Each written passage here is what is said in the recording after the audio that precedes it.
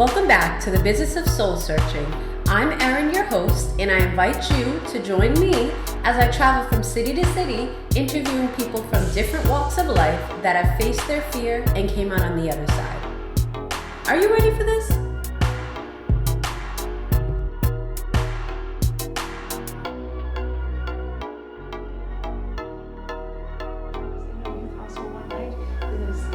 Of 6 beds. I was the only one there. I was in bed. Next thing the door opened and 4 Harley Davidson bikers with dreadlocks guys came in black leathers, you know, they just got off their bikes. I'm thinking, oh God, I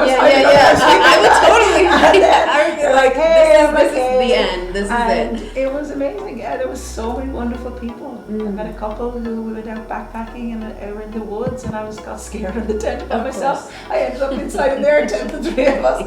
But it was great. Hello everyone, this is Erin from the Business of Soul Searching.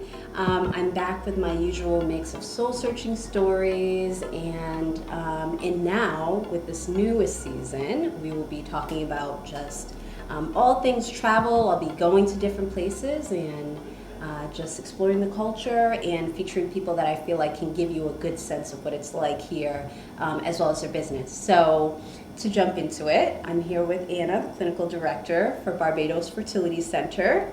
We're here to talk about, really what treatments you can get here, and also just the culture, why, she partnered and started this business, and everything soup to nuts.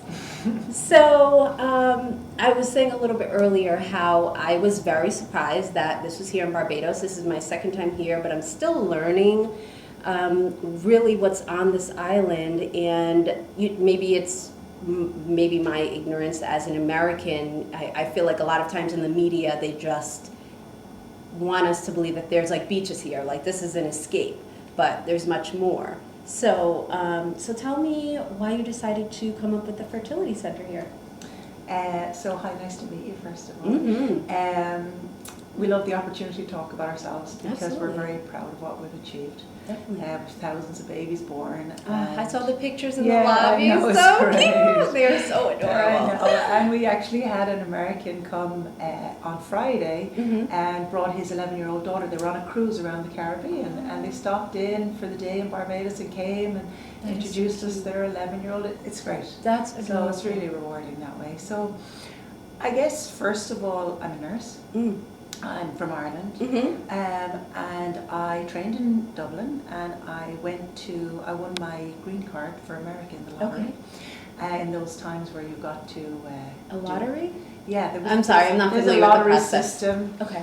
In the olden days, it was a lottery system where you apply to go to America, and your name gets drawn out of a hat, literally in a lottery system. And myself and all my nursing friends applied, and I was the only one that was chosen. So myself and a friend flew to New York, bought a little car, drove across America. They had relatives in San Francisco, ended up in San Francisco. And I started doing a little bit of agency nursing. And through the agency, they called me one Sunday night and said, do you want to do some fertility nursing? And in my training, I hadn't really experienced any of that. And I said, what do they do there? And she said, I don't know, Anna, but it's Monday to Friday, 9 to 5. I said, I'll take it. So right out of school. I know that very well. Went to the fertility, and I suppose it was the first time with fertility nursing that I had time to spend with patients and make a difference and be able to talk to them.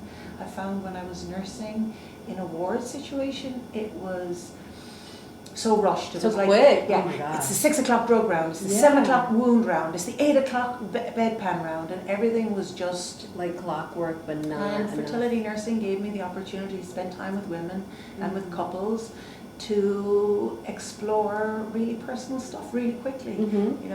They're not getting pregnant at home, and they need your help, so you're already talking about really intimate things. So it was really rewarding pretty much right away.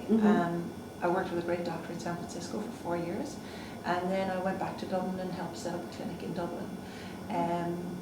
They had already opened, and My dad was an entrepreneur. Okay. I always wanted to set up my own clinic. Awesome. And then I got the opportunity to go and help a startup clinic in Dublin. I worked there for 4 years, and through the doctor who came out on holidays here, I met Dr. Skinner, who's my business partner. Oh, okay. And we set up the clinic here.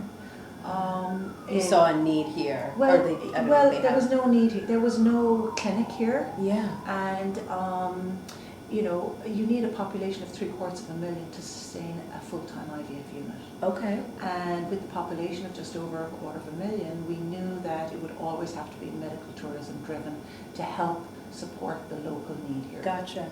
So with the help of the Dublin Clinic and with Dr. Skinner, we all got together and we started it up.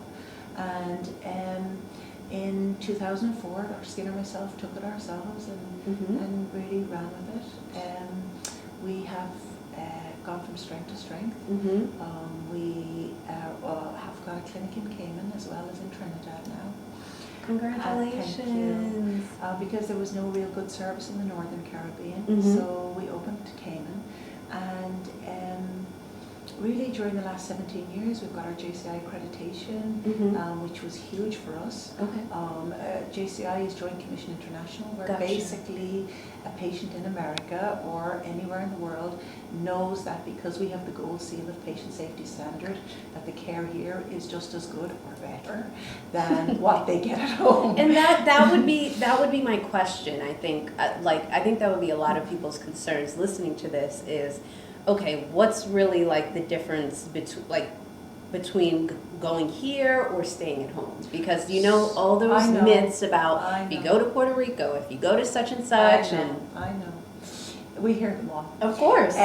So there's a couple of things that make people come to us. One is our high success rates. We've got really good success rates, which we're very proud of. We work very hard for those. Yeah. Success rates means obviously a baby, so that's a very important outcome.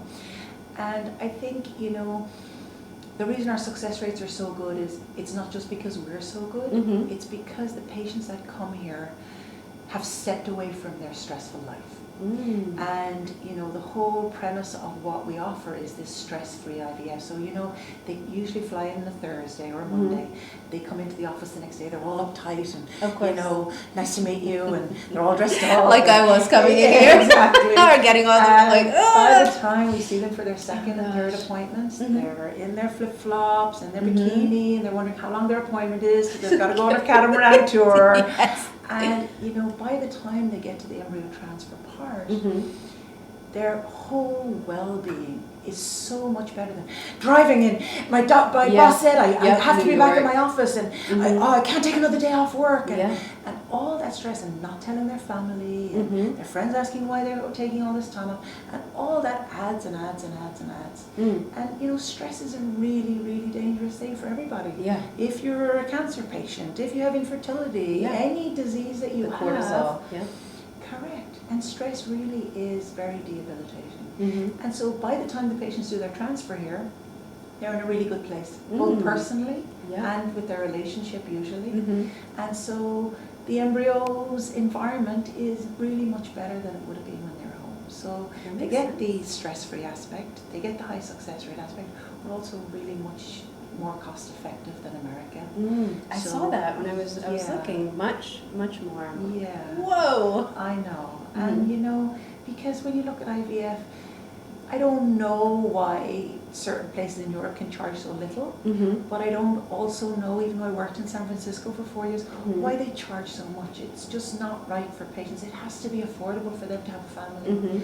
So we have managed to keep our costs down while keeping our success rates up. And that way, because there's so many aspects to IVF, it's psychological, it's physical, it's emotional, it's also financial. Yeah. You know, because insurance mostly don't pay for it, people have to either save, and if they save, their biological clock is depreciating all the time. Yeah.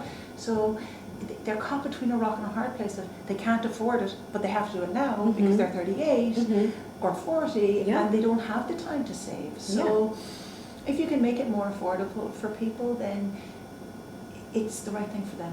Yeah, definitely. Like the right thing to do for like the community. That's right. Versus just like trying to make it.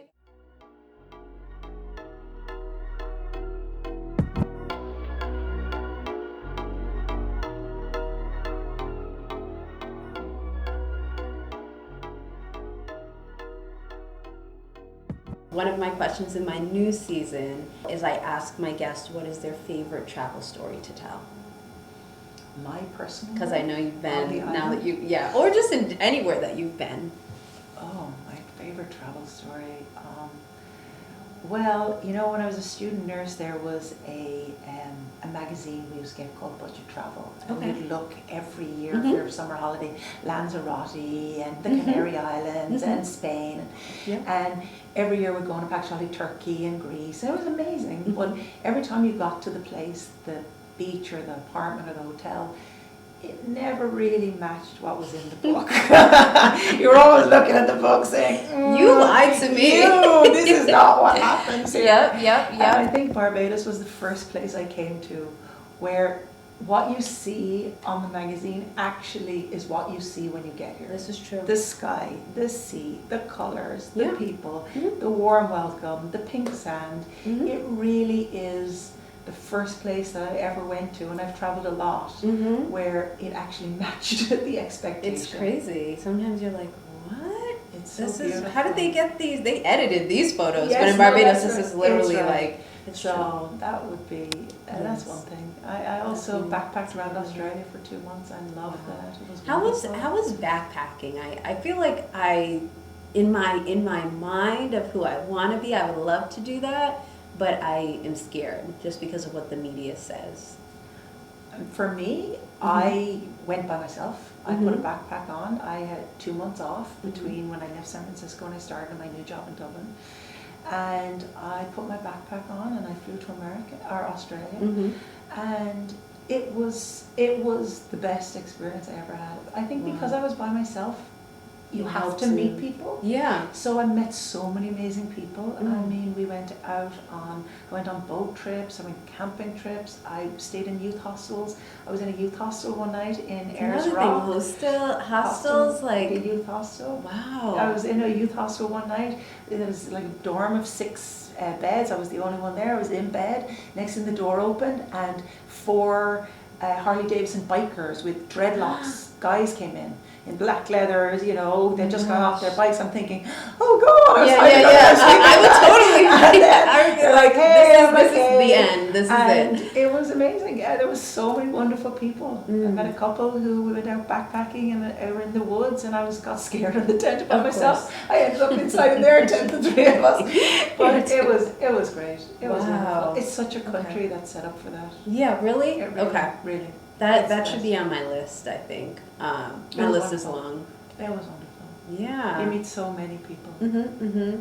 Do you ever, I don't know how much you travel now or how it's set up, do you miss being able to travel more, or do you feel like now You know, I go, when I travel now, I Mhm. go usually home to Ireland to see my family. Mm-hmm. I travel a lot within the Caribbean. You know, I had a trip down one of the islands, and that's really nice. Yeah. Sometimes we just do staycations. We just I stay mean, here and go to you're a like, hotel this for is, the weekend. this is paradise after all. It's like, where am I going? Otherwise, I'm sitting in the airport for 4 hours. When I get to a place Yeah. that's, you know, It's Barbados true. is beautiful. So. Yeah. I did a lot of travel. When I was a student nurse, I did a lot of travel. Yes. I went on package holidays. I've traveled all over Europe. Mm-hmm. I've traveled Australia. I've done a lot of America. I haven't done South America, which I'd love to Me do. too. Yeah, that's definitely on But my list too. yeah, the In world good is time. the world is such a great place. Mhm. And, you know, it's just about doing. I'd love to do Machu Picchu. Yeah. Oh, for sure. So That's for sure, and that's one of my biggest messages to my supporters and followers is to travel. And I know sometimes it can be expensive, and what I plan to do throughout the season and with my meetups is tips and tricks, because you learn whether you want to learn the hard way or That's not. Like right. I learned today with public transportation. I'm Yeah. like, okay, so I should start earlier. yes. Because if I have a meeting and I'm not just going to the beach whatever time, because you know, you just kind of have to figure out the culture, and, That's and right. things are different, and there's nothing wrong with that. But it changes you, and I think it's for good, for better.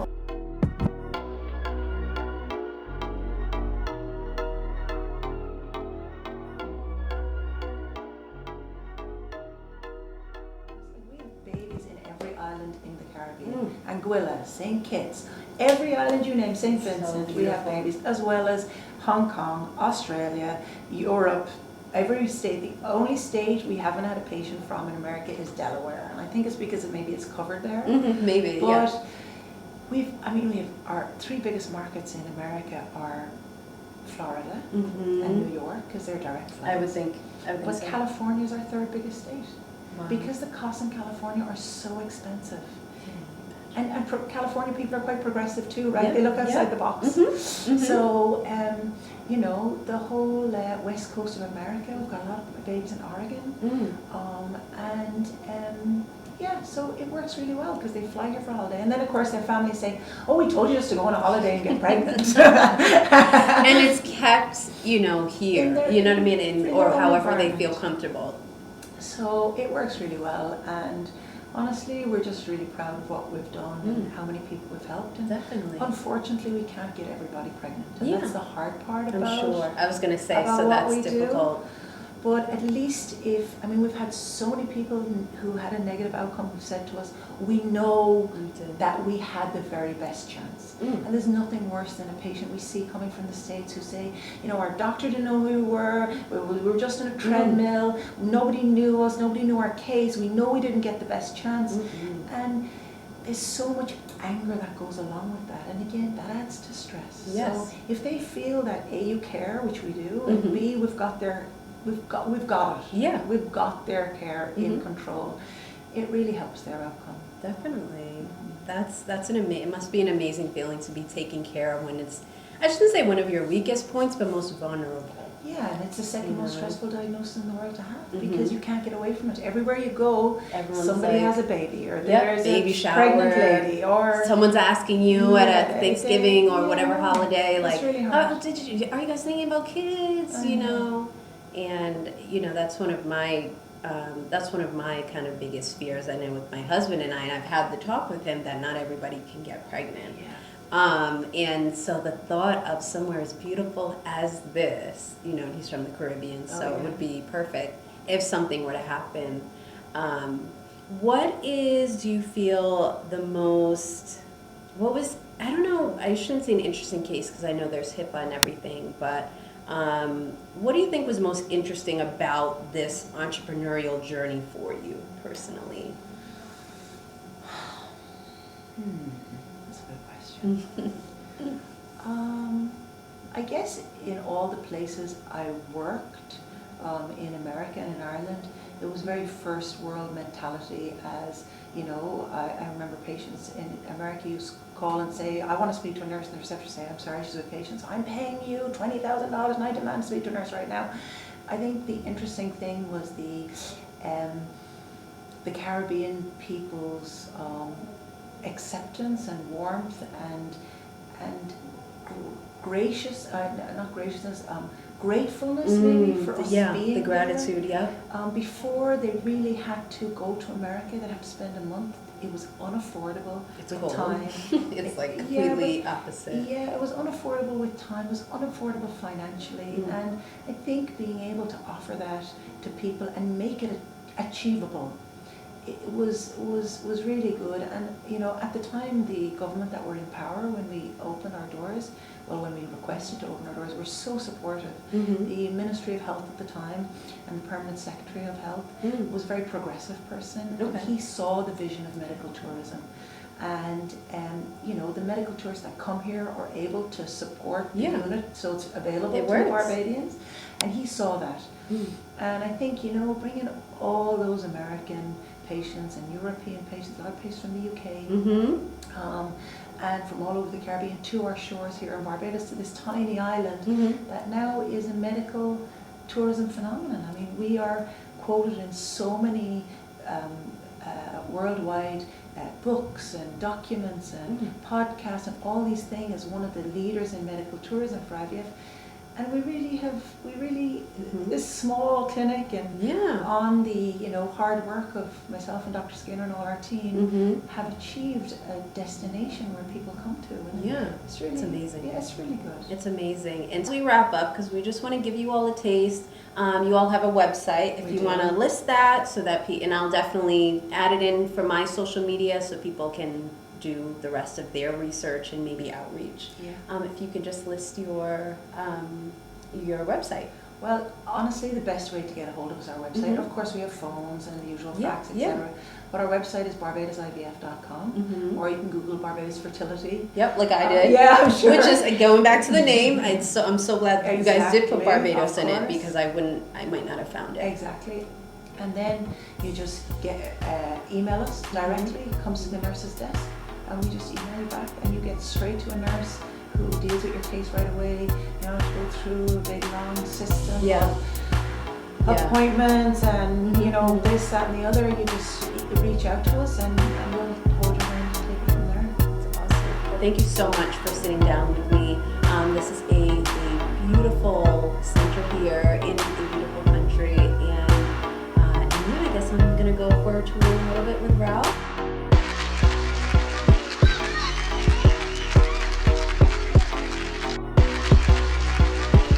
Thank you for listening to another episode of The Business of Soul Searching. If you have any exciting soul searching stories, please email them to thebusinessofsoulsearching@gmail.com for a possible shout out in next week's episode. Most importantly, take a calculated risk this week.